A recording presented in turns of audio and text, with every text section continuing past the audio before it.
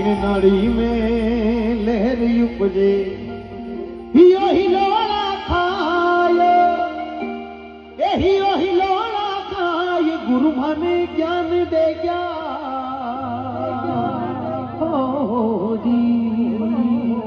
मैं मेरे लिए ताला नहीं बजाऊंगा। जो भजन के शब्द हैं, जो भजन के बोल है, उस भजन के बोल के साथ में लय और ताल के साथ में हमारे बीच में संत महापुरुष विराजमान हैं। आप सभी की मीठी मीठी ताली के साथ में शुरू करूंगा और संत महापुरुषों को लगना चाहिए कि नीमली गांव में संतों के प्रति आपका कितना प्रेम है, कितना भाव है। ये मारा सतगुरु बनिया है दिया